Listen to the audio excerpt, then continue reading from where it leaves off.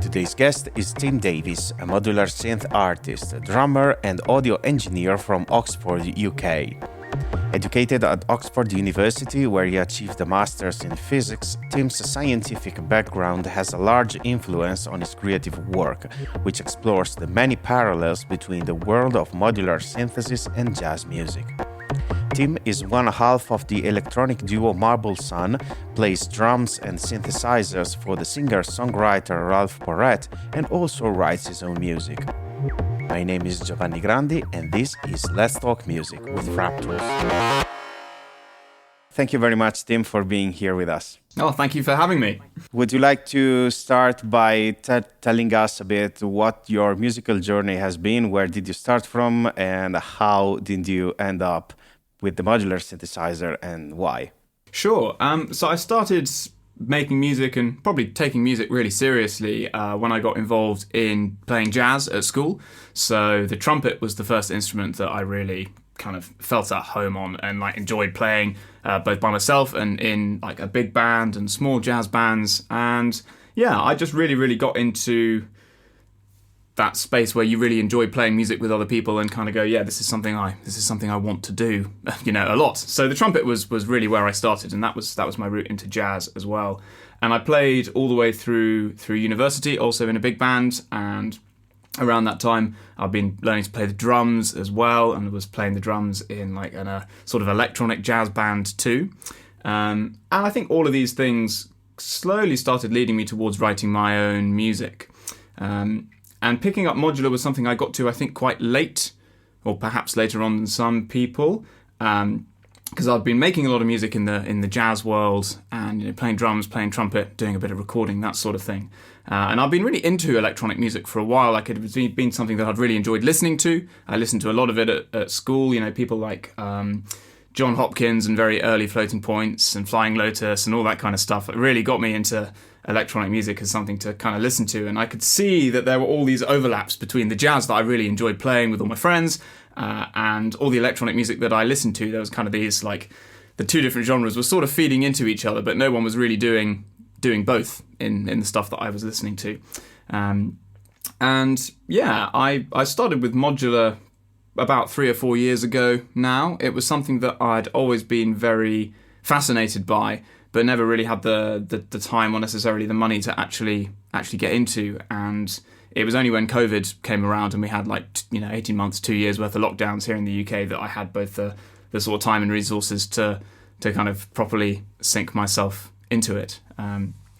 So yeah, it's been a bit of a roundabout journey for me. I started off very much as a jazz musician, and eventually realised that I wanted to get back to making electronic music because it was something that I'd always loved listening to, and wanted to try making some. And I think I found quite quickly that a lot of the you can do an awful lot with Ableton and software, but so many of the sounds in the records that I loved were made by very specific instruments, and until you start to kind of explore those instruments and why they sound like they do, a lot of the time you can kind of go chasing a particular sound and you might get something similar, but you won't actually get something that's really close unless you've just got the right tool for the job. And that was one of the things I think that really made me go down the modular route to start with, was that I had all these sounds in my head that I wanted to make, and had struggled to really get that same kind of feeling out of just trying to make them in Max or Reactor or any of the kind of usual software culprits. I see. So your first encounter with the world of electronic music and sound synthesis has been through the computer music. Yeah. So that's right. Yeah, through the computer. I had a really great music tech teacher at school, actually, who I mention whenever I get the chance. A lovely chap called Alex, and he was so generous with his time. And he had a little group of maybe about 4 of us, and we every Wednesday afternoon would spend a couple of hours in the little studio space at school. He'd teach us all how to use Ableton, how to do, simple band recordings. He'd bring in maybe a little monosynth every week and kind of teach us about, how to use a hardware synthesizer, and then show us how to do all the crazy ones on Ableton and make more complicated sounds like that. So that was kind of my route into it. So yeah, I obviously spent most of my time making stuff with the software synths in Ableton and all of that to start with. Just because that's kind of something that's readily available and pretty easy to use, and also quite easy to learn as well, I think. But I did find quite quickly that I think I had a productive first couple of years when I was first starting out, getting on with that stuff. But after spending more time, particularly playing the drums in bands and just trying to write more like in that sort of setting, that I actually just preferred making music like using my hands for stuff rather than using a mouse. I know people talk about that a lot, but I found that was a really big thing for me, like getting my eyes away from the screen and having something to actually play with your fingers made a really big difference for me. I see. So basically, you kind of approach the modular synthesizer from two sides. One was the tool for the job kind of approach, meaning that you needed something that you couldn't get right off the bat on computer or on virtual synthesizers, and on the other hand, trying to get away, like pursuing a more physical approach.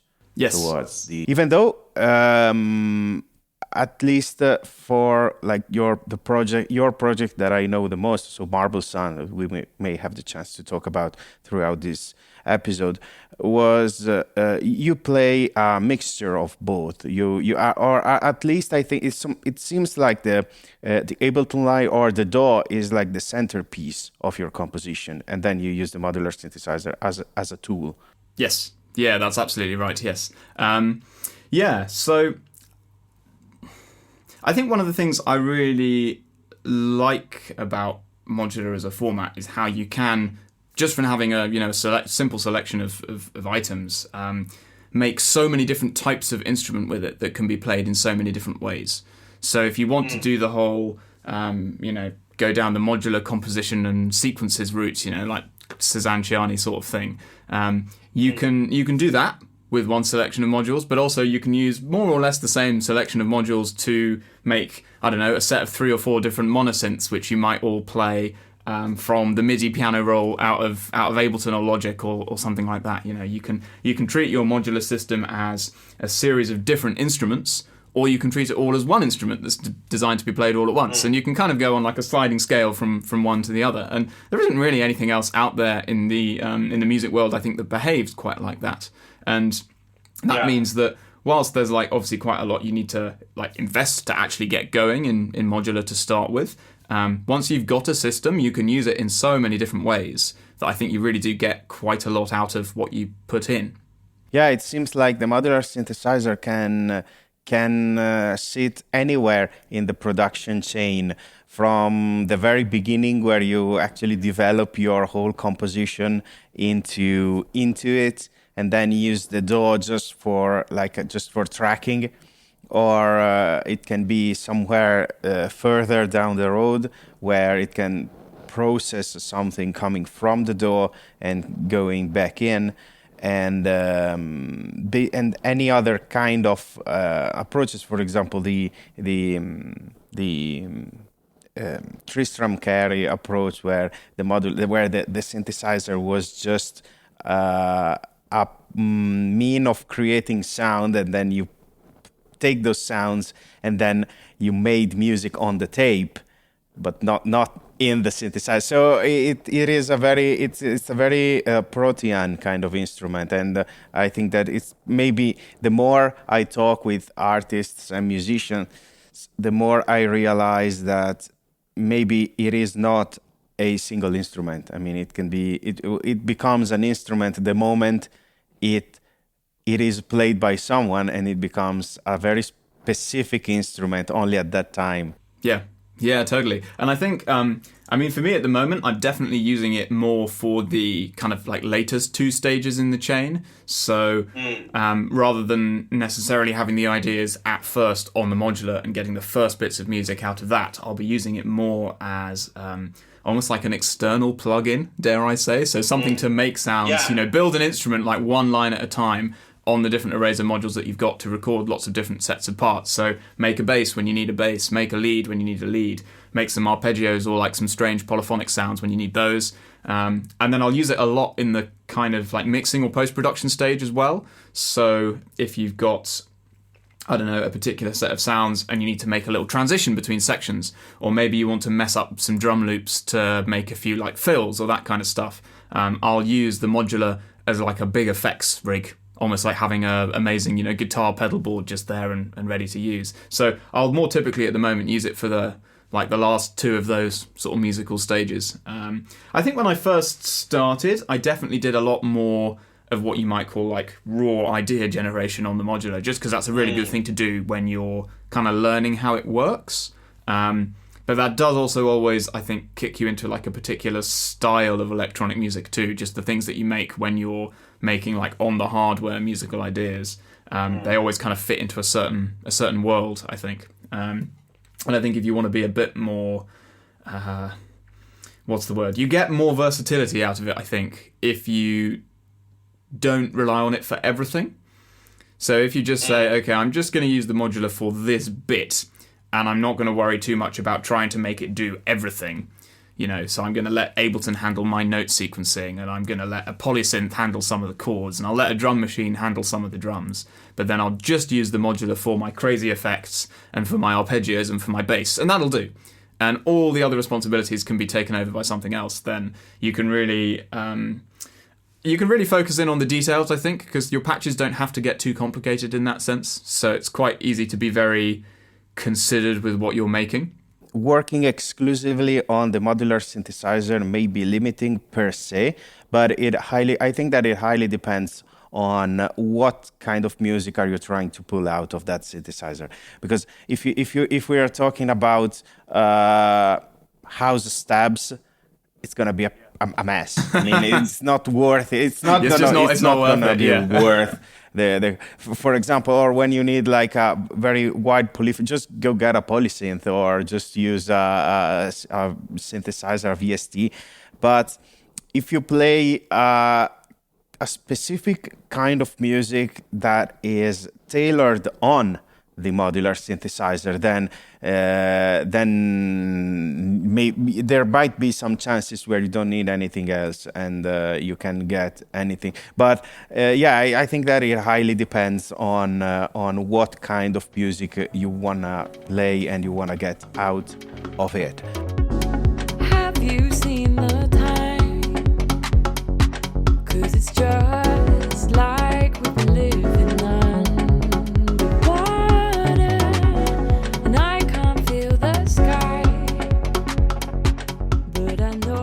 Would you like to talk about your current projects, on what you're working on, and what musical projects or bands or acts are you currently involved in? So Marble Sun is the thing that takes up the most of my creative time. It's a duo with myself and the singer Olivia Williams, and we're kind of into the space of dance music, but it's crossover a little bit with jazz influences. So it sounds very much like a dance kind of world.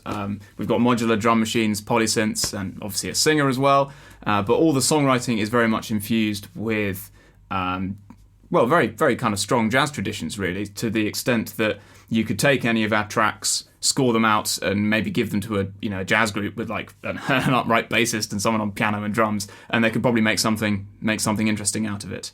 But if you play the music totally in isolation to somebody who's not, say, versed in jazz language, and to them it would just sound like dance music. So we wanted to make something that was really kind of true to what we enjoy musically, and we're both originally jazz musicians, so it's kind of feeding all of that in, but something that was ultimately very danceable and kind of drew also from all the electronic music that we have grown up with. So people like Floating Points and John Hopkins, but then also singers like Gretchen Pilato or even Leanne Havas, or Hiatus Coyote and Napalm. Those sort of people all feed into it as well. So it's a real like mishmash of genres.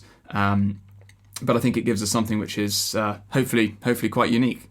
I love the fact that you're playing somewhere between jazz and pop or dance, which may sound a bit odd at first, but the more you think about it, the more you realize that you're actually going back to the very roots of jazz, where it was a dance music for like swing bands, or like, or it was even like pop music. Because if I think about the very first, like the Broadway shows, where you had some very clever jazz arrangements, but the music sounds so simple and so singable at the same time that, I mean, if the moment you start thinking about what the core, analyzing the music, you say, okay, that's definitely jazz. But I think that it can be beneficial both for pop and for jazz to throw in some of these ideas, because there is a myth, probably after bebop, that jazz has to be difficult, has to be complicated. It's a kind of music that I do enjoy. I play a little bit, and it's beautiful to listen to. But I think that one thing doesn't exclude the other. I mean, there is room for both approaches using the broad jazz label. Yeah, and it's one of those genres that you kind of, the more you look for it, the more you start to see it sort of everywhere. Like its roots go really, really deep. And it's not like in electronic music, it's not rare at all. I mean, the sort of, the original like Chicago house records and stuff like that, they're all full of soul samples and Motown tracks. And those genres, again, when you take them back a few layers, basically just come from jazz. So you can draw a very straight line from the origins of jazz straight through to like what modern house music even looks like today. And also on the same, you can do a similar thing with like R&B and hip hop. So there's a real trend, I mean, at least within jazz now, of jazz bands trying to play like people like Madlib and MF Doom, who sampled jazz records originally to make their hip-hop beats. So you kind of started with jazz, and then you had hip-hop artists sampling the jazz, and now you've got jazz bands trying to play like the samplers who were sampling the jazz bands. And it's kind of done like this big old circle. And that's happening in a lot of spheres as well. Like you see certainly more contemporary jazz bands these days who are trying to play more like electronic musicians. There are a lot of great bands out there who will be using more like four on the floor style beats, or playing like jungle and drum and bass but live with all their instruments. And you've kind of got this thing where music that was traditionally made by like, I don't know, people making jungle in the 90s or whatever would make it entirely on hardware sequencers and terrible old computers. And now you'll have bands of like 4 or 5 musicians trying to play loads of synthesizers and live drum kits and like make kind of the same sounds but all live. So there's lots of things going on in the scene at the moment, I think, that's kind of really digging into this resurgence of, or the history of jazz within electronic music and how they've sort of always like flirted with each other. But I think really pulling it into a songwriting context, but trying to use, like modular and drum machines and the real tools of like big noisy electronic music, but have something that's also like, it could be a jazz ballad in terms of your songwriting stuck on top of it. I think is quite unusual, and that's something that we're really inspired by, definitely. It seems to me that to achieve a very nice blend of jazz and electronic music, you need both. You need a proficiency on both sides, because either on one person or split on 2 person, each with their own expertise. Because I was just thinking that using the jazzy chords on a traditional pop song, maybe some extended chords or some sharp 11th and stuff like that, it sounds almost as cheesy as using, I don't know, Ableton first preset on a jazz song and saying, okay, that's electronic music, Yeah, totally. It really helps that we've Ollie and I have both spent a lot of time, I think, making a lot of jazz together before, and have known each other for a long time, which really does help. But yeah, we've both got this background in jazz music, and we both love quite different electronic music, but have listened to a lot of dance music for years and years. So it kind of felt natural to try and stick the two together in that sense. But yeah, it's definitely a challenge, and it does throw up a lot of things from a musical perspective that maybe you think, I don't know, in say like pop music or more traditional dance music might not be such a problem. For instance, when we're writing melodies to go with, the tunes that we've written, because the order in which we write, I should probably talk about too a little bit actually here. Normally what happens is we start things off on the piano, so we'll have a series of chords, like almost a bit Bach chorale-ish in how they're put together as just little blocks of harmony. And then bass and drums and a semblance of a rhythm will go on top of that. And once we've got some bass, drums and chords and like a kind of a groove really to fit the whole thing together, we'll then start putting melodies on top. So the melodies for the songs nearly always happen last, which is quite unusual from a songwriting perspective. And this brings me back to what you were talking about in terms of proficiency and whether it's difficult to work the two genres together. And this is totally one of the points where it's hard, because if you've already got a set of chords and like a bass line and some drums, perhaps in an odd time signature, but something that kind of feels like it's very danceable, the space that you have to fit your melody into, both rhythmically and harmonically, is actually quite small. So a lot of the times your options for where you can physically put notes are quite limited, and that can mean that, the process of actually just writing melodies can sometimes be really hard and take a long time. And we'll always try and end up for something that feels very natural and very singable, because if it isn't, we'll just throw it out and start again. But I think a lot of the time when you're writing a melody for a pop tune, you can kind of come up with something pretty simple and then just build everything else around it. But if you want to try and work together some strange jazz-inspired drum groove with some, again, quite crazy jazz harmony, and then put that all together into something that'll sound good with chords and some arpeggios on the modular or whatever, then the space that you have to put your melody into is actually quite small. And that can mean you've got to be quite dexterous in both your melody writing and then also the actual singing of it. Like the rhythmic placement of the notes that we have in a lot of our songs isn't necessarily what a singer would choose to do on first interpretation of the melody, for instance, and that's something that requires a lot of kind of technical work to actually pull it off. What it takes to turn this all around. You paint over your pictures on the ground, stepping out to find it goes on and on. Yeah, I was just about to ask this very question about your compositional approach, your songwriting approach. So thanks for bringing in the topic. I would just go back a bit on when you say the chorale approach. Is that referred to voice leading? Yes. And the way you lay down? Okay, that's it. Yeah, it's very. So all of the Marble Sun songs. That's hard to say. All of the Marble Sun songs exist initially as about probably that much on a page in terms of a verse and a chorus, two staves of sheet music, and the whole thing will just be, does it voice lead nicely all the way through the verse and all the way through the chorus, and then from there it'll go kind of, you'll expand it out and say, okay, now we need a rhythm for the chords, and now we need a bass line, and now we need drums. So everything has to start and work on the piano just as a nice little thing that you can play in 4/4 by yourself, and it sounds and feels good. I think one of the reasons we kind of gravitate to that is actually informed quite heavily by sort of working with synths in this context. So one of the things I've found, particularly if you're working a lot with either like arpeggios, classic things that modulars do really well, or time-based effects of any sort. If you have a chord sequence that changes chromatically a lot and doesn't have too many shared notes between adjacent chords, you can get into trouble very quickly, especially when you're using like delays and reverbs, or even just like trying to write a sort of arpeggio rhythmic type parts, the kind of things that modulars just spit out and sound really good and really iconically modular. If you've got really crunchy chromatic changing chord sequences that don't have a lot of shared notes between the chords, you can end up with a lot of kind of accidental dissonances or just stuff that doesn't sound very, smooth or pleasing.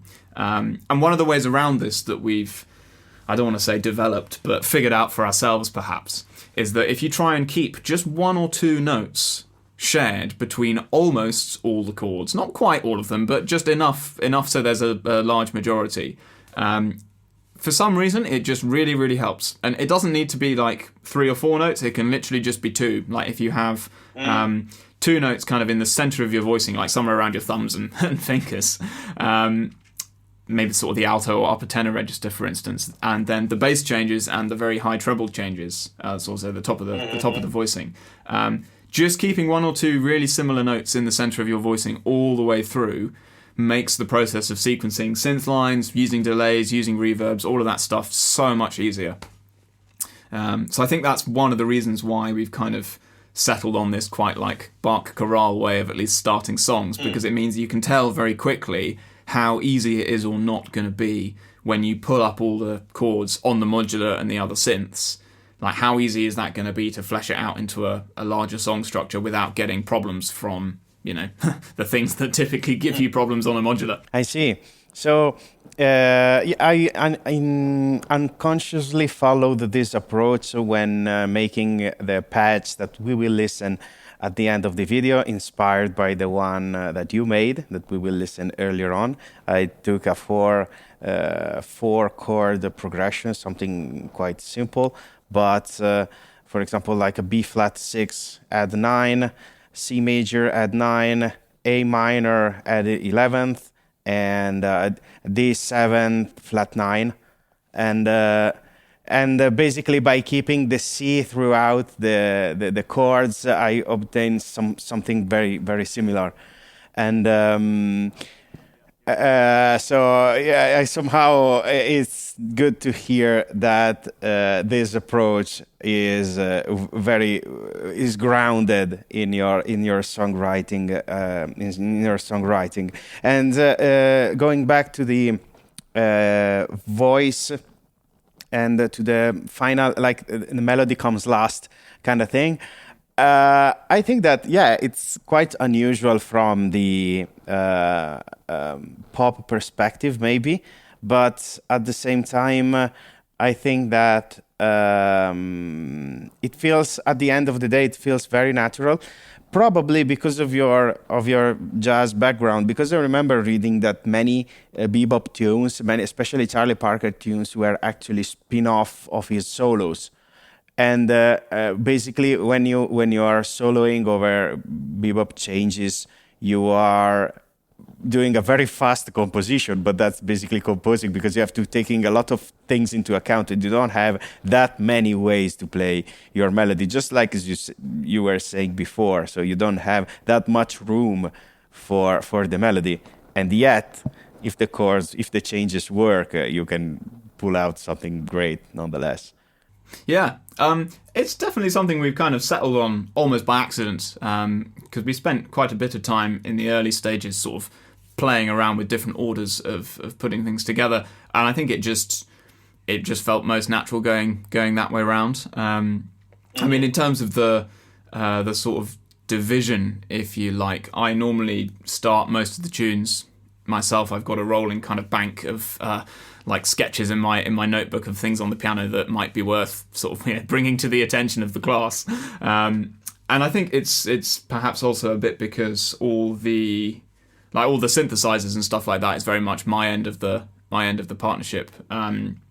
So just by nature of who does what, it's kind of a little bit easier in like working in a duo writing setting for one person to be like, here are some sounds, they make a nice loop, can you sing something? And then you kind of work on it like that.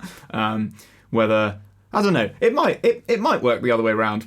I think we've yet to really try, like, here is just a melody, can we write something under it, as an approach for ourselves.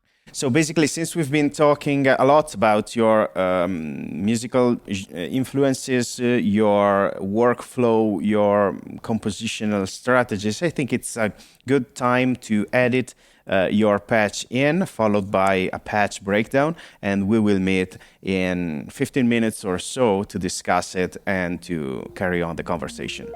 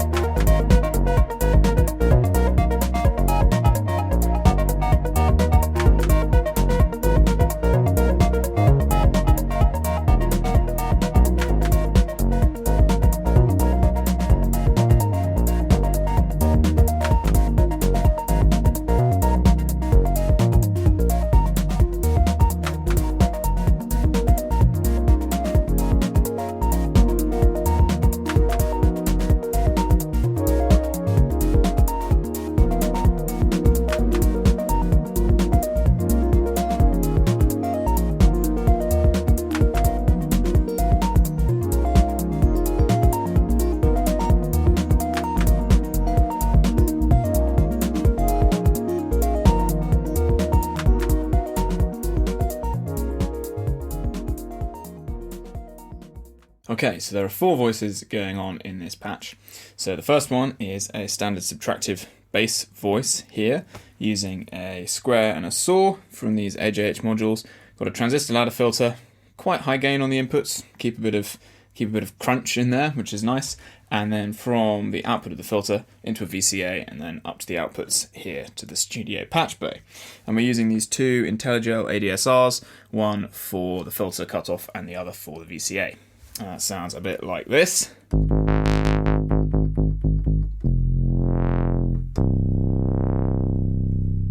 Then we've got 2 arpeggiator voices. So the first one is on the Brenso here, and we're taking the final or the wave folder output, going into the Agogo, the Jolin Labs low pass gate here, and then the output of that is going through a VCA. So I've got a little knob here for the level control of that part, and then we're taking a clean output direct into the patch bay.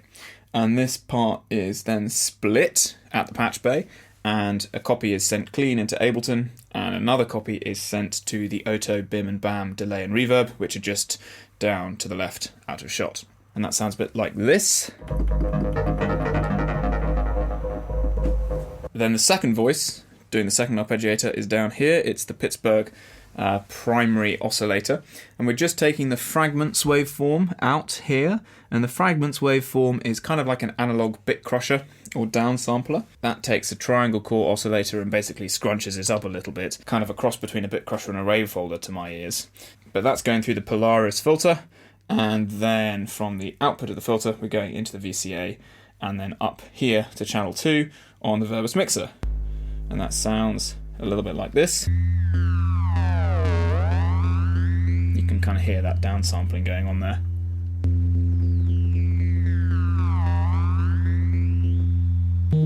And when it's kind of at the extremes of the range, it has a really interesting kind of crunchy quality where the notes almost start to disappear. It sounds a little bit like FM, even though it isn't. But that can have some really interesting tones.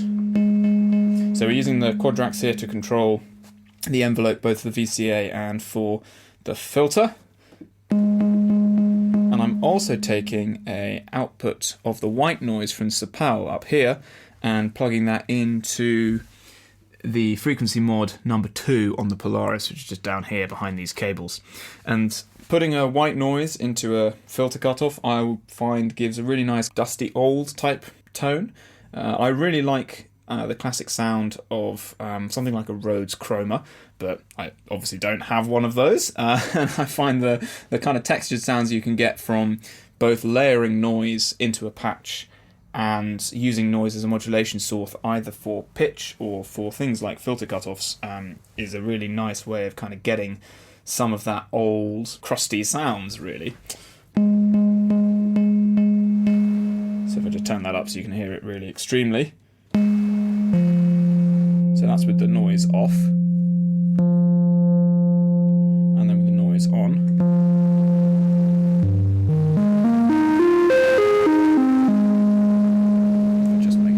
Subtle in the middle.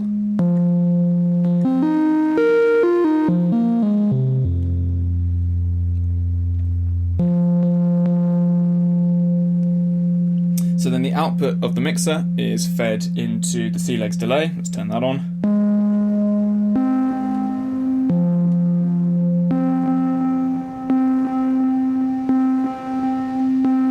Yet another opportunity to add some more noise using the colour and also the direct noise control here on the delay.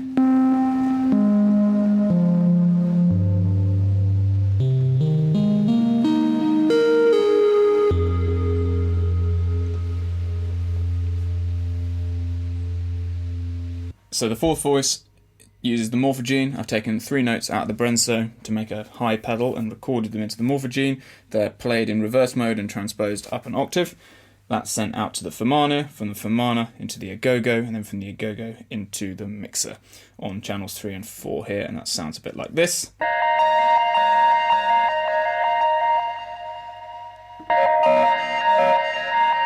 And I modulate the center position here of these filter bands.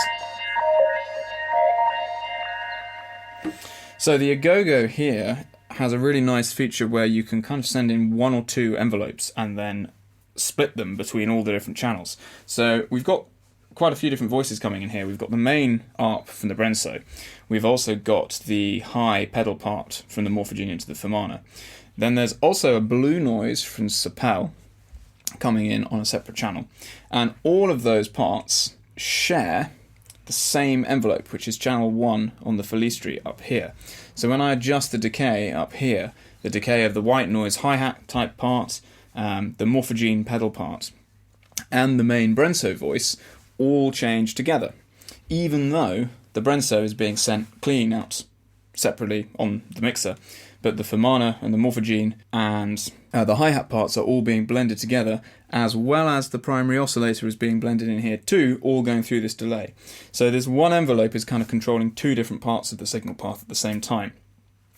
So then this envelope is modulated, and that brings us on kind of to the modulation and the control of the whole patch. So there's 3 different sequences running, although they're all relatively fairly similar, and there's also a little bit of random modulation I'm using up here from Sapel. So these 2 8-channel sequences, one of them is being malted up here, the other one isn't. That's controlling a variety of parameters. The main one really is the decay time up here on the Falistri, and that's being split between the Brenso voice, the hi-hat blue noise, and the envelope controlling the Morphogene. So that's all going into the agogo there. So that's being controlled by one of these sequencers down here. Then we're also sending one of the sequencer channels out to control the modulation amount on the sort of VCA up here on the Brenso as well. So that makes the Brenso brighter and gnarlier and all of those nice things as well. But it's relatively subtle, so none of these are turned up too high. I'm using a little bit of amplitude modulation, a little bit of frequency modulation, but the wavefolder is kept fairly quiet down at the bottom. Then there's a bit of random. I'm using the 2 to the N and the N+1 outputs as well. One of them's going into the frequency mod and mount. So I'm using a combination of basically these repeatable sequences and also a little bit of random motion as well, just to breathe a bit of life into the patch. And I find it's quite useful to keep a small number of sequences but split them into different places. So instead of having lots of different modulation channels that go to lots of different places, you just have 1 or 2 channels of modulation that you split to several different places, but then all of those voices end up going in different directions themselves. And I find that helps to keep things quite lively but also audible, because if you have too many different sources of changes all happening at the same time, it can kind of descend into chaos very quickly. So I find this helps keep things nice and lively and dynamic, but also a little bit easier to control too. So one of the other things we should talk about is the way that this whole system is clocked and how the sequencing works. So the sequencing is all done from Ableton. Everything has its own MIDI channel. There's a MIDI channel for the bass. There's 2 MIDI channels for the 2 arpeggiators. There's also a separate MIDI channel running all the clock signals. So all of the parts are very swung. It's about 53-54% swing, I think, and quite a bit of sort of by hand adjustment of the notes as well. If you want to have a kind of per step timbre variation, so as you move along each one of these different steps, say a parameter like the wavefolder or the FM amount or the amplitude amount or maybe the envelope decay, if you want one of those to change and have a different value for each of the different notes in the sequence, but the sequence is swung, you need to make sure that the sequencer itself advances following the same kind of groove as the part. Otherwise, the envelopes and the kind of timbral modulations will start to clash and the whole thing will sound a bit jarring and messy. So there's a dedicated clock channel in Ableton which keeps Sapel, the 5-stage sequencer, and the 2 8-channel sequencers here. They're both clocked independently from that swung clock channel in Ableton. And then all the notes trigger the different envelopes. The thing that struck me the most about your patch was your suggestion of using few modulations but spread over many destinations, over many voices, maybe to glue everything together. That was very clever, and I think that it also helps achieving a very consistent feeling with an instrument that is inconsistent by nature, which is the modular synthesizer with lots of voices. So if you want to talk a little bit about this, how you came up with this idea and how often you rely on it. So how I came up with it, I think in part, it's just due to the limitations of the system I'm working with at the moment, which is quite a classic thing.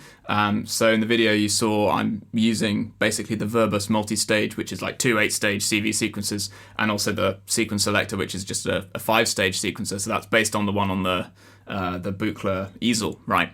And if that's all you've got to work with, that's kind of all you've got to work with. So I really started there in just... if you're using like one arpeggio, then 2 8-stage sequences is absolutely loads. But if you've got maybe 2 or 3 voices going at once, then actually only having sort of 2 or 3 kind of modulation lanes to go with it isn't actually that much. But as soon as you start multing those sequences around to different destinations, you can actually get quite an awful lot out of just having your 8 stages available. I think one of the big motivations for me in kind of playing with a lot of that stuff initially was, if you want to make sounds on the modular that are as organic, kind of natural, as human as possible, really kind of inspired by the sort of James Holden approach to modular synthesis. I'm not sure if you're familiar with his music. You kind of need every single note in your sequence to just be a little bit different. And whilst to some extent you can do this with using lots of random generators, you know, if you just want a tiny difference in tone on every note, then you can just patch a really heavily attenuated stepped random into a wave folder or a filter or an envelope or something like that. It'll give you variation and it'll make it sound a bit more organic, but it won't actually help with your groove, right? Because it's not going to have any repeatability in it. Yeah. So having a rhythmic sequence, even if it is only 5 or 8 stages, that's clocked on the same swung clock that's driving your whole system, you can then kind of create little patterns on your step sequencer that sort of follow the emphasis of the accents that your drum machine might be playing. So you can have this like variation per note in the sound, but then that's also simultaneously kind of creating some accents, be it by making notes longer or shorter, by moving decay times on envelopes, or whether you're just hitting a wave folder slightly harder to get a bit more of a brighter or distorted sound. So you're kind of trying to match the groove of the drum machine by creating a groove within the synthesizer, both by using a swung clock and by using these kind of like timbre, if you like, modulations from the 2 lanes. Mm-hmm. And if you start doing that, I think this is where the limitation builds back in. If you've got like 4 or 5 lanes of modulation all doing that, you're basically just going to end up with something different happening all the time. And if something different is happening all the time, then it's just going to also sound kind of the same, right? You're not going to get a really clear accent structure coming out if you've got an accented note on every note, right? You need that kind of variation to happen at really like repeatable points in your modulation range. So actually, if you just take 2, say, 8-step CV sequences and you send them out to lots of different places within the patch, you can control really key things, say like envelope decay time, that will give you a nice long note at the right point in the sequence, or like a wave folder amount. That's something that's really quite clearly audible as well. But if you mult it into lots of different places that are perhaps a bit more subtle, like maybe a little bit of noise coming into the filter cutoff, you might be controlling that with the VCA, or maybe you're just introducing a tiny bit of FM on the FM index, just to like slightly bend the note a little bit or make it a bit more gnarly or a bit out of tune, any of those things.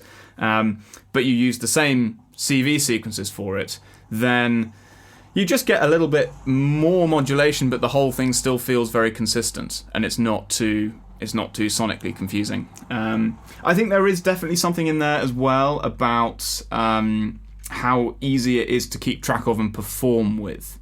So if you've got like 5 sequences all running at the same time, and you're performing with them, unless you can literally see all of them in front of you, it's very difficult to kind of mentally track what each one is doing when you're actually in a performance situation. Whether if you've just got 1 or even 2 going, and they're being multed to lots of places, you know that if you move just one of the sliders on the sequence, you're going to get a big effect across the whole patch.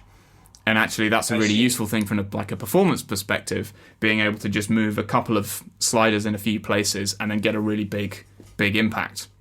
Yeah, which brings in my following question, which was about the sequences. If you could talk a bit more about how you approach the sequence from a compositional standpoint, because sometimes I have the feeling that it is not it is not, of course, the leading melody. It is somehow buried in the harmony, but in a good way, not sunk in. But it's just something that you don't necessarily have to pay attention all the time, and it's somehow in between. Probably because of the modular synthesizer by nature is a monophonic instrument, so you're forced to spread the chord out over several notes. But I wanted to learn more about how you manage to squeeze sequences in, especially with dense chords like that, and with a bass line and with a voice. Yeah, that's a great question. The short answer is that it's very difficult to mix sometimes because you have so much in the mid range, and it is a squeeze. You're totally right. As many audio engineers say, a good mix starts with a good arrangement. So yeah. So I think a lot of my approach to it is kind of settled on this idea of almost resultant melody, like you want. Because when you have a really fast-flying arpeggiator, that arpeggiator can't necessarily be the whole melody, because who can sing an arpeggiator back, right? But it doesn't mean that your part can't bring out the notes within the structure that might be important. So a lot of the time I'll kind of look at it as doing both, in that, like, I'll want my arpeggiator to outline the harmony, which is often also being played on a polysynth, but I'll want a melody to kind of come out of it. So usually the arpeggiator parts I'll write in a mixture of by hand and relying on a sequencer just for kind of ease of spitting out MIDI. So a lot of the time what I'll do is I'll use the MIDI keyboard. It's probably slightly out of shot, but it's just behind me, and get the sequencer or the arpeggiator running on there and just use the play in order of key mode, and just record a few bits in there to save me clicking them all into Ableton, and then start moving them around in the way that I was kind of hearing it. Because usually the thing that you would sing as an arpeggiator in your head might not necessarily be what you get out of your MIDI keyboard the first time you try and play it, but it'll get you close, and then you can rearrange it. So they're basically all written by hand, effectively, with a little bit of software aid for speed, right? But yeah, it's all about basically outlining and following the chords, so you've got like a little bit of overlap between what the polysynth is doing and what the modular is doing, and then making sure you've got nice voice leading from one chord to the next chord. That's the thing which probably takes the longest. So if you want an arpeggio part that kind of goes up and down and up and down and up and down, you need to make sure that when your chord changes are moving, between each one, it sort of falls at a place where your arpeggiator line can move nicely into the next one and isn't jumping too much, and then you want that to feel like it's singable. So you can kind of think of it in like 3 tiers. There's the basic tier of, have I actually got all the right notes occurring at the right time, which isn't always easy. And then, have I got my kind of resultant melody coming out? So are the loud notes or the kind of most important notes occurring at the right point rhythmically? And that's kind of the top. And then in the middle of your 3 tiers is this idea of like arpeggiated voice leading. I feel there's probably a better term for that, but it's like, if you have your voice leading on just, on the piano, how well do your like inner notes resolve from chord to chord to chord? From an arpeggio perspective, it would be like, as your arpeggio moves from one chord into the next, how well does it kind of melodically work if you were to just play it by itself? So that's the bit that kind of sits in the middle, and I'm always trying to see if I can hit like all 3 of those roughly at the same time. I see. So yeah, I think in a lot of the Marble Sun songs, you should be able to take out the polysynth parts like the Oberheim, and you would still have enough going on that you could get the harmony. It will probably be a bit harder to tell, and it would feel quite stripped back when you kind of remove those thick chordal parts, but there should be enough there in all the rest of the notes that you could still actually quite accurately work out what all the chords are. Are you using the OBX? The OB6, the older one. Oh, yeah. Ah, nice. I'm surprised by how easy those synthesizers are to mix. Oh, yeah. I mean, you just sound throw great. They're just steady in the right spot. Don't need too much tweaking. Don't need to bring out anything. Yeah. They're just fabulous instruments. If you go,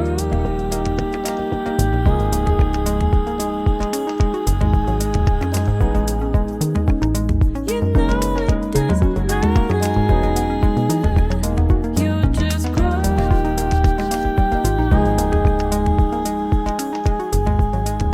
only thing you've got to watch with them, I think, is that, like all things, well, maybe not all things, if you have too much of them, they clutter things up very quickly. So it's like the Oberheim will sound absolutely amazing by itself, but as soon as you put it with like 7 other parts, you're going to have an absolute mess in the lower mids just because there's so much going on there. So it's one of those things where like it really rewards discipline. Like if you can make one patch that sounds really good and put one really simple bass and like a kick drum with it, it'll sound stunning. But as soon as you put like 5 layers of arpeggios on top of it and loads of effects and then some vocals, it's just, you're going to be carving EQ for weeks to try and make it all fit together.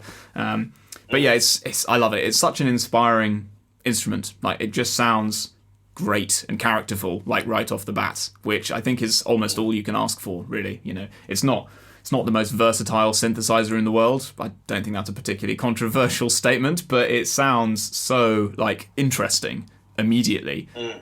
You know, it's only got one LFO. You can't map it to all the places you might want to possibly map it to, you know. Doesn't have polyphonic aftertouch or any of these other things that, you know, you might be interested in, but the filter sounds great, the raw oscillators sound really nice, and it just has this great, like, warm character to it. I feel warm should be like a musical swear word, but it really does. No, yeah. But I think that having an instrument that is capable of getting your attention without juggling or making weird stuff, it's something really valuable for a musician. I've been at Superboot, I've been trying many keyboard synths, and there is this tendency, which I completely understand, to throw in the most fabulous presets at the beginning, and you listen to them and you say, wow, but then you think about where can I use this effectively in a professional musical environment. I mean, and I know, of course, that some presets there are several degrees of presets and several purposes also for some presets, but it's nice when a musical instrument, and especially a synthesizer, is capable of getting your attention even with just a plain sawtooth and an open filter. That's something really, really invaluable. But going back to the sequences topic, the sequencers you have on board on your modular synthesizer, do they play also melodies sometimes, or you use them just for controlling voltages? Yeah, okay. It's control voltages always. I mean, you can... Okay. So neither of them are quantized. They're both unquantized sequencers. You could feed them through a quantizer. I know you can do that, but the nature of the music that we write, and this is something that I should probably talk about because we've kind of alluded to it quite a lot. If you're changing chords quite, using big extended jazz chords, and you're changing your harmony and therefore your key center quite quickly, and you're also potentially working in something which isn't 4/4, or at least you might have a 4/4 regular structure, but then insert a bar of 2/4 every so many bars. That's something we do quite a lot. All of those things make working with hardware sequencers really very awkward. So all the sequencing we always do is on the Ableton piano roll. So we just use MIDI within Ableton and send that out to the modular. So that means the modular is kind of responsible for the sort of tone modulation, if you like, but the actual note information is all MIDI clips within Ableton, and kind of has to be for this sort of thing, I think. And another element that struck me about your patch is the kind of gritty texture you managed to get out of at least a couple of voices, certainly through noise to cutoff frequency, and also through that kind of bit crushery effect. Yes, yeah. On the Pittsburgh, I think it was. Yes, it was. So I put that in actually quite last minute as a choice of waveform, partly inspired because I'd just seen you'd announced literally I think the day I made the patch or something like that, your new Bagai module. Oh yeah. That's got a bit crusher on it, yeah. And I was like, oh, I've kind of got one of those. So you could probably make a very similar thing if you wanted to by taking like a triangle core and just feeding it through a bit crusher and like just modulating it a little bit. But yeah, for me, I use the Pittsburgh primary oscillator, which actually just has an analog downsampler built into it. I'm not quite sure how they've done the circuit, but it has something called the fragments output, which I think is a triangle. It's a switchable sine or triangle core, which you feed into a downsampler, and it's just an analog bit crush basically, and just a tiny bit, which I'm modulating the amount of, again, with one of the sequence mults. Just sounds really interesting. It gives you that kind of very characterful lo-fi sparkle on the top of the sound. It's the kind of thing where like a very small amount goes a very long way, and if you push it too far, the note just completely disappears, like within 25% of the slider. But just a tiny bit at the top sounds amazing. It's funny because I was talking with Simone last week about modulation sources for the cutoff frequency, and because I like FMing the filter, for example, and he said, well, of course you may want to use a sine wave, and I said, yeah, but I also like to use the noise. And he was like, well, why would you do that? And then you proved my point, because it adds a very gritty texture at the top. And I also like to use the noise. I made a couple of videos, I think, using noise into the 3/0 frequency modulation. It gets a very similar effect. Of course, I prefer to use, for example, Sapel's blue noise, which is very high and thin. Yep. So it adds just a tiny bit of dust on the sound. Yeah, it's maybe a terrible thing to say, but it's one of the things I like the most about the Sapel is actually just the blue and the white noise. Like, even if I'm not using the step random voltage, I'm so sorry. Even if I'm not using any of the amazing clock circuits at all, it's just like those noises work really well for a couple of jobs, particularly modulation. Yeah. And it's something worth picking up on, actually, to mention. Patching noise into a filter cutoff is a very dangerous and temperamental thing in terms of sound, because your noise sources are just not all the same. And whilst that might sound like a really obvious statement, they can have wildly different impacts when you actually try and do a modulation with them. And sometimes you'll just get a magic tone that sounds great, and other times it will just sound absolutely disastrous. I think it does depend on how much like low frequency, I think, is probably the main thing, is present in the noise, but I've not actually done a spectrum test. But I tried doing a similar kind of patch on my live system, just quickly patching the noise output from my I've got a Pittsburgh double helix, which is a complex oscillator. It has a modulation section in it, which has a noise output. And that noise output sounds great for like ocean noises and percussion and all that kind of classic, like very sonic things. If you patch it into the filter cutoff, though, it has a really dramatic effect, I think, because there's a lot more low frequency on the noise. So it gives you a really aggressive, like gritty, well, maybe not gritty is the wrong word, very aggressive, very distorted sound through the filter, which is a totally different character to the really kind of soft, subtle lo-fi distortion I was going for in the patch I made here. So just because you have a noise source and a filter doesn't mean when you put two and two together you're going to get the same type of modulation on the output. Like, it's really dependent on what that noise source actually sounds like. Yeah, I agree. Especially, I think that pink noise is probably one of the worst for this purpose, unless you patch it to, for example, I don't know, maybe Fumana's modulation input, and then you will have a very even amplitude modulation on all the filters that gives you very liquid effect, and that is probably the best spot for it. But otherwise, it's too hard on the sound, and it makes too wide of a modulation. So I agree with this. Yeah. One of the things I was trying to borrow, which I think I mentioned before, was the sound of the Rhodes Chroma. I don't know if you've come across that instrument. I know the name, and I might have heard just a few. It's kind of one of like the Harley Davidson of the famous motorbike of synthesizers. In that, like, basically none of them exist. They're huge and they're impossible to maintain, and they're incredibly expensive. They do sound amazing, and I mean, there's such a characterful, sort of gorgeous, soft sound, like Floating Points and I think Matthew Johnson are two of the people who most famously use them.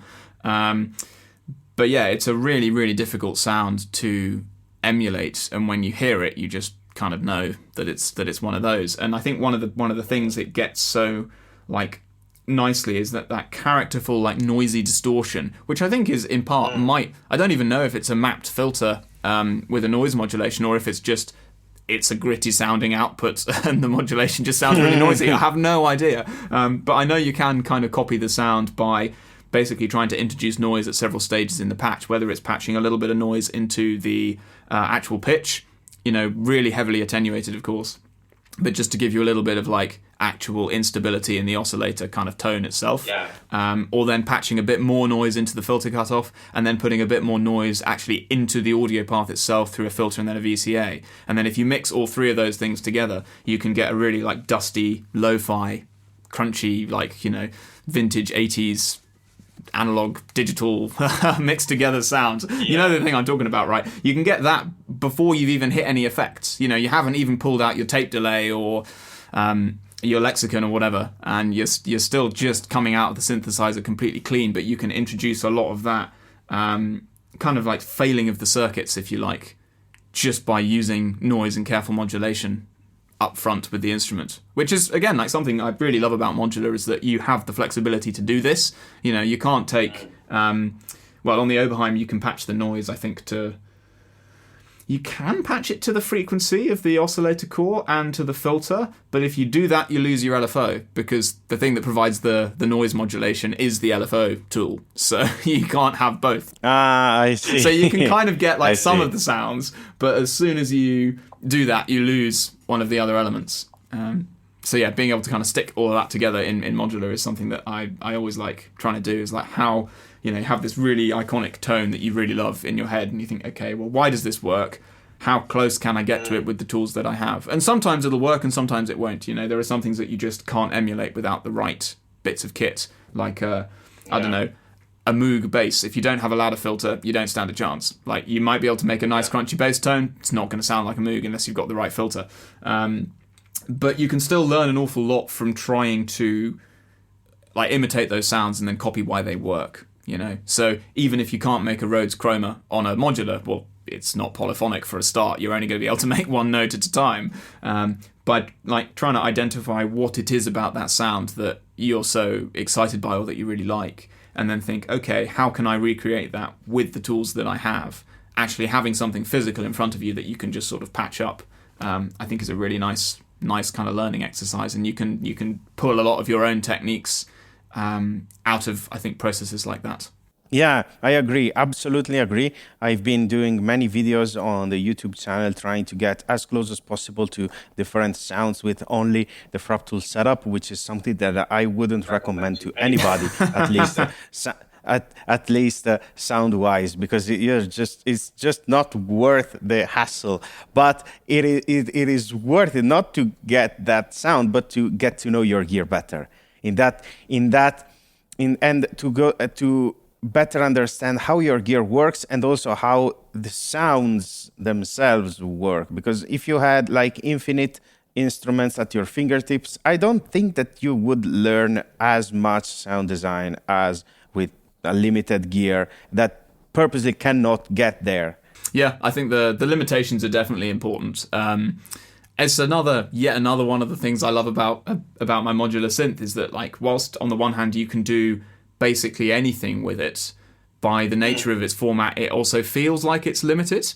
You only have so many voices, you only have so many LFOs, you only have so many envelopes, but at the same time, it's more than enough such that the limitation always feels like your own knowledge, which is it's a great thing. And I love that you can kind of build any instrument that you need on it, but also at the same time, it's not as overwhelming as just opening up Massive or Serum or something like that and literally having a million modulation options to work with in a completely blank sonic slate. Yeah, I think that working with a limited number of items gives you the unique chance of learning the importance of their relationships, which can be almost infinite, or at least way more than what it seems at first. So it's a sort of network, kind of a network effect, and the fact that you expand your gear by just observing their internal relationships. Yeah, and I think it definitely helps with like sonic consistency as well, or like if you have a consistent palette across tracks, you don't actually have to work anywhere near as hard to have a sound. And I think modular does totally help with that, because your combination of modules that you pick, the chances of anyone else having a very shared thing to that is pretty low for a start. But then once you start to add your own musical voice on top of that, you'll get a really distinctive and unique sound to you based on, you know, your musicality and what you want to write, how you then interface with the modular system that you've built, and then maybe the other instruments that play into that too. And then what those choices of modules actually are. So just by using, you know, the same couple of oscillators for the bass voices and the same polysynth and the same drum machine and the same, you know, kind of oscillators and filters and everything for the lead lines, like the Marble Sun stuff now has developed quite a nice sonic consistency, even though the way that we've built the tracks, like for each song, has felt completely different and has used loads of different things, but actually the kind of overall sonic aesthetic is really quite similar because we've only been using these, you know, 3 or 4 instruments throughout the whole process. And that's something I think I only realised once we'd kind of written quite a few songs. I only kind of started to see this emerge, but was pleasantly very surprised by it. Yeah, speaking of Marble Sun, we've been listening to some snippets of Marble Sun throughout this interview, and there is also recently published record, right? That I will link into the episode description.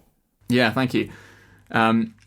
There's maybe one other Frap Tools related thing to mention. The tune Sunflower, which is the title track for the EP, that is very heavily the Fumana. And notably, I think you did a tutorial on using the Fumana as a vocoder at one point. Yeah. I watched that ages ago. Great video, thank you. But it was the combination of that and there's a Floating Points track that came out really recently where he, like, the main sound for the whole thing is literally the Nord vocoder plugin, and he's just feeding his drum machine through it. And I saw that and the Fumana that I have right behind me, and I knew that I'd seen your video about using the Fumana as a vocoder, and I was like, oh, I can do that. So I did. And I tried it, and I was like, oh, this is nice. This sounds great.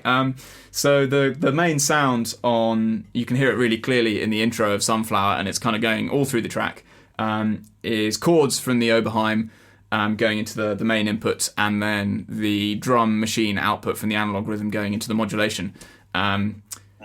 And I think that's it. I don't think I even bothered with any CV sequences or anything. I think it literally is just those two things, and that makes the little, like, drummy vocoder sound that you hear right at the start of the tune. See, what surprised me about the modular synthesizer as an instrument is that even though a module can have a very distinct timbre, very distinct audio quality, it sounds different with every musician that I've listened. I mean, I never hear Fumana sound the same on two patches. But actually, speaking of vocoding, I'm very glad that you use it with drums. I sometimes use it with a live drummer, with a jazz drummer myself. And the reason why we spaced the frequency bands that way is also to accommodate a drum sound, because we have 3 bands very low. Yeah. If you see about many people don't quite get it. They were like, why should I have a band this low, roughly around 30 hertz? And the reason is that you can cover all the frequency spectrum of the drum and be more reactive. It's not the best band spacing, band frequency tuning for human voice, because you would be using roughly half or 2/3 of the bands,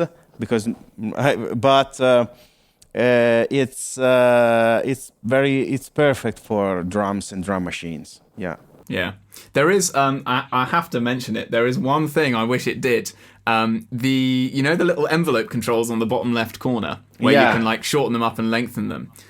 I wish that had a CV input for the decay. I'm so sorry, but it's I always just go, I'll have to perform it. But because that's setting, like, the envelope response to the circuit that you're following, right? So when you put like your drums into the modulation, then you kind of tighten up the response to the bands, and then you loosen them up. And that's great. That's what I do with like all the modulation sequences we were talking about earlier. Like you take those 2 lanes of sequences, you pass them into your arpeggiators. The arpeggiators get snappy and long, kind of following an accent pattern. If you could do that with the vocoder as well, that would be so good.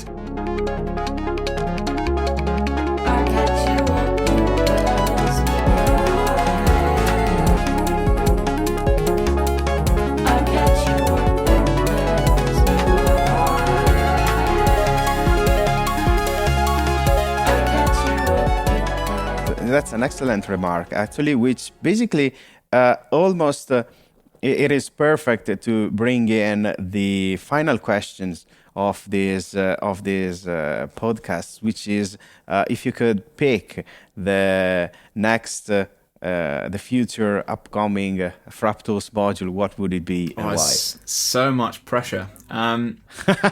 Even more than one. But I would have to say that even Fumana with just an extra CV input would be a valid answer. I mean, if there's a way of modifying that circuit board such that you could use one of the other CV inputs to map onto that envelope knob, I would totally send it back to you and get it modded. Like I would use that so much. That's so not possible. That is so not. It is so packed. I mean, there's no room. It's just like a Marble Sun arrangement. I mean, there's no room for anything else. It's packed. Yeah, I can see the number of capacitors on the back. It's quite serious. No, on perhaps a more serious point then. Again, this is something entirely selfish to me, rather than maybe what fits in best with the company design. But what I would really like is something that looks a little bit like the Buchla Marf, but is way simpler, right? In the sense that we've talked a lot about CV sequencing, and, I use the verbose multistage, right? But really what I would like is like 2 rows of 16 sliders, almost like the lovely 16 sliders you have up on the Fumana, right?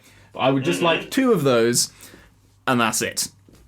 You could put all the nice things in, like resets and clocks and gate outputs and all of that. But I think my complaint with the verbose that I'm using, as much as I love it, is that, I don't know if you can see this on my camera, there's this whole section over here on the right-hand side where you've got like the strobing and the time of the sequence and stuff.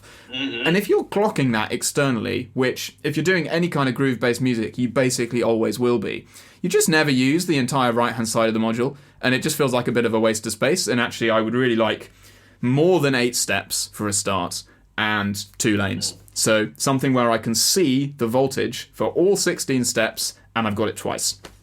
It's very simple, but it would just be really, really useful, And I know you've got you could probably do that with the Ooster. Can it do 16 steps of CDV lanes, and does it do it twice? Because you've got 4 channels, haven't you? Yeah, you have 4 tracks, but each track has 2 CV. 2 programmable CV tracks, so it totals up to 8. I mean, they are 4 if you want them to be independent, but they are 8 if they are somehow happening all at the same time. There's quite a lot of then overlap, I suppose, in that the Ooster probably does this and more. But I think for me, one of the important things, this is going back to what we were talking about in terms of multing your sequence to several places, is just being able to see it all at the same time.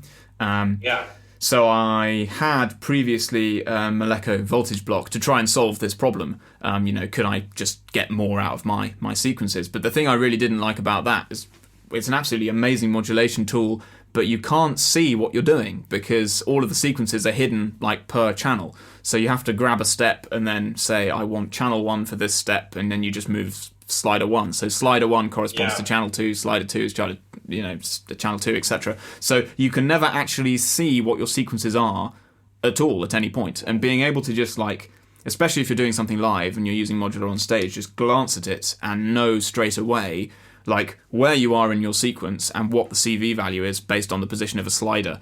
There's something very performative and very fast about it. So yeah, it might be a lot simpler than anything you guys have made before.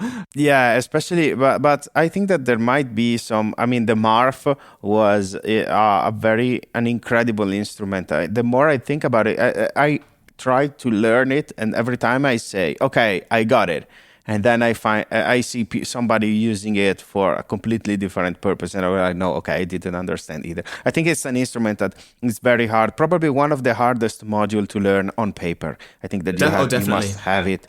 You must have it under your hands, and I think that 2 people in the world can do that. Yeah, probably. Pretty much. I think that's so. Probably one of the reasons that like nobody's really reissued it. There's a couple of people out there that make clones, but there's a whole threads on Modwiggler of like, guys, what can I do instead of a Marf, or who makes these anymore? And it's not that.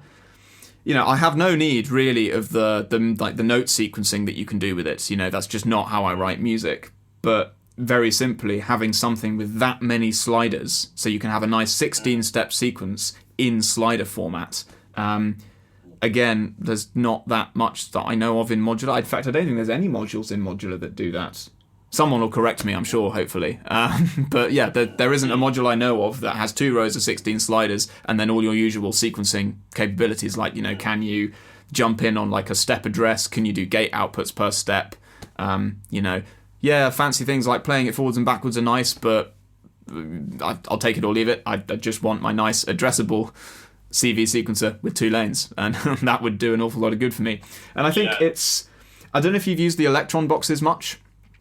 No, I didn't. But one of the things they're really good at is this like step-by-step sequencing. So you can just grab a step and then you can assign a parameter for any modulation anywhere on the instruments per step.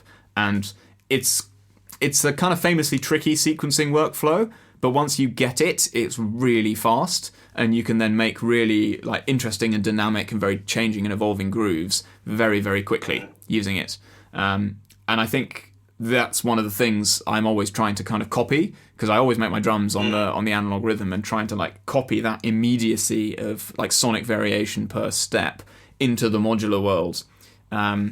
It's really powerful, and it's something I'm always trying to do. So just having like 16 steps available twice instead of 8 available twice would be really great for me, because it's just like one step closer to that Electron style sequencing, but in the modular world.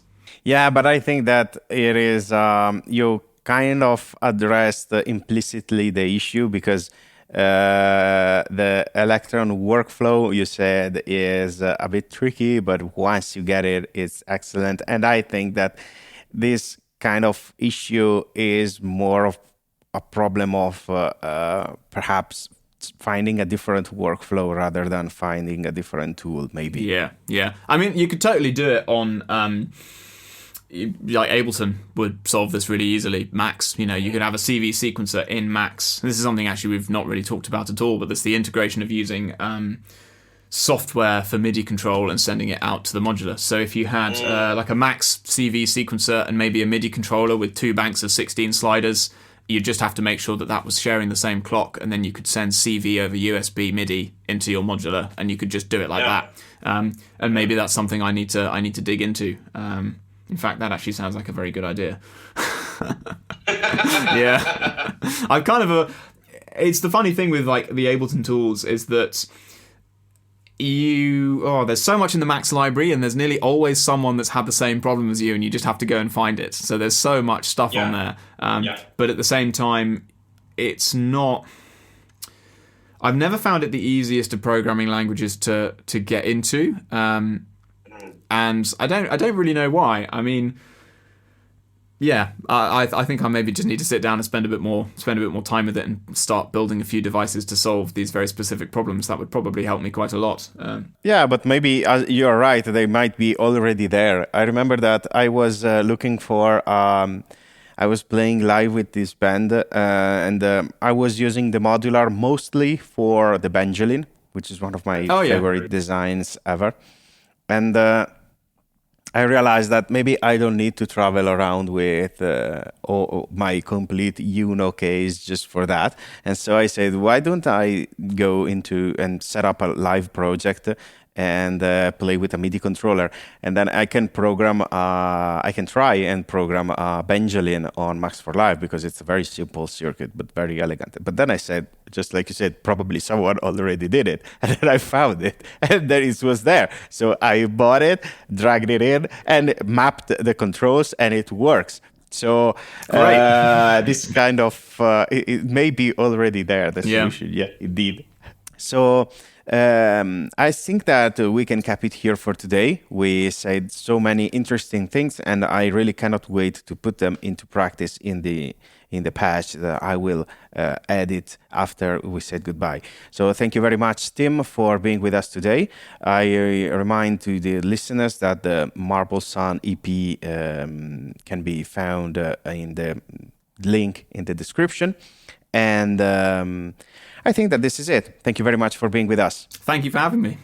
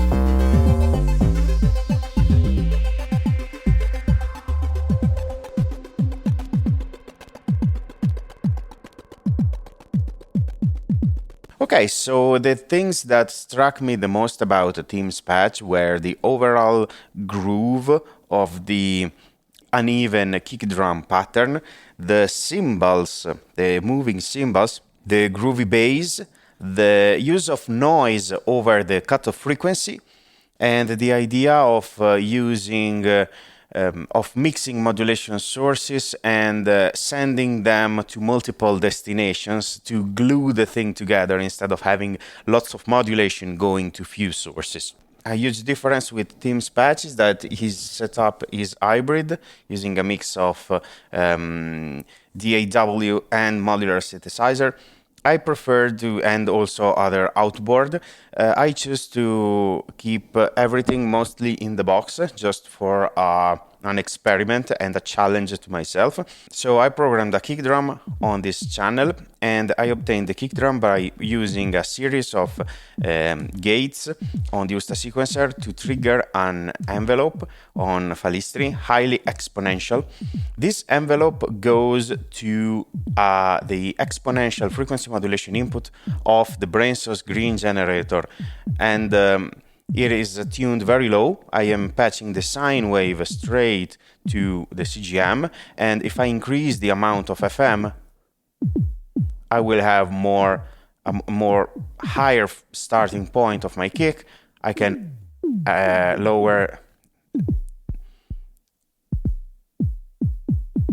slower the envelope or make it shorter. I like the overall effect and the punch that it has for not being a module specifically designed for kick drum. And then I programmed the bass line here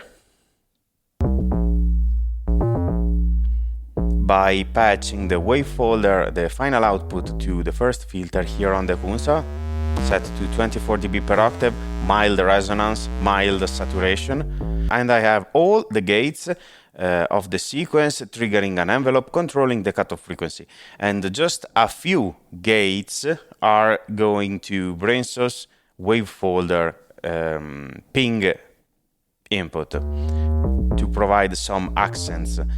I just filtered the volt per octave input through this Falistri integrator, and I added a longer integrator time just for the descending voltages. And then we have a cymbal pattern patched here with just a simple blue noise from Sapel and an envelope from Falistri following a straight 16th note pattern, but the triggers from the sequencer also feed Sapel, and we used a random clock output, the 2 to the nth power, to modulate the decay time, so to obtain a sort of randomized effect which mimics the open and closed hi-hat kind of sound. And this is it for the rhythmic part. Another thing that I enjoyed about Tim's patch was the use of uneven sequences, so in a sort of polymetric fashion, and the use of the overall gritty texture of some of his sounds. So I choose to play with a contrast to the bass line, which is very smooth and very round, and add some grit to the leads, which sound like this. They are mildly panned. Let us start from this one. This lead has an 8-step sequence, and I am using the sine wave from the Brainstorm going to the second filter of the Kunsa, which I set in a sort of low pass gate behavior, so 12 dB per octave, and combo mode, so the strikes coming from Usta will ping it and reduce both the cutoff frequency and the amplitude. I then took the filter output and patched it into Bagai, which is working at audio rate, with a randomized downsampling and bit crushing effect.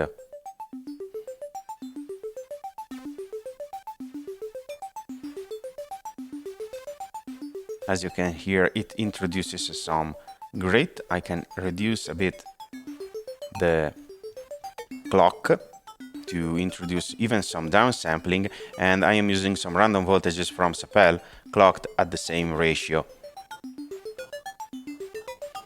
The second sequence plays a 5-step sequence.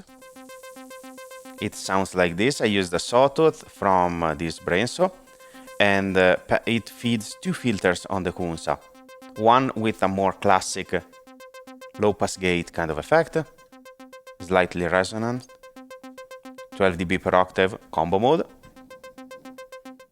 And the other one goes to a fixed filter with, I removed the gates from the Usta that control the ping circuit, so to obtain a more static behavior.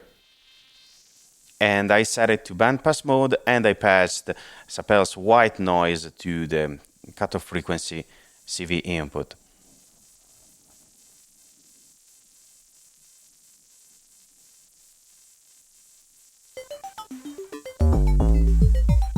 If I play everything together and add some effects, like delay and reverb, it will sound like this. I used a DC offset from the 321 patched into the first filter cutoff frequency, the volt per octave CV input on the Kunsa filter, which means that I am controlling the 4 filters at the same time with the same CV, which allows me to isolate the kick drum pattern and to gradually bring in all the voices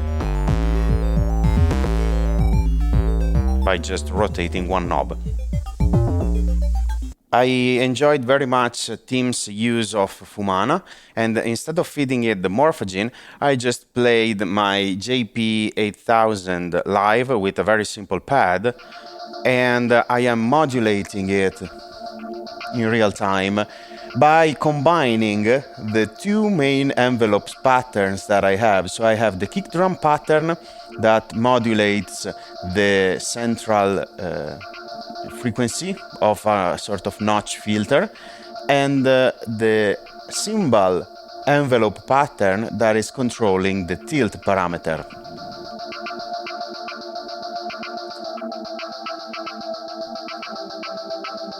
And so I have been able to use Fumana and to retain Tim's idea of using fewer sources but patched to many destinations to glue the patch together.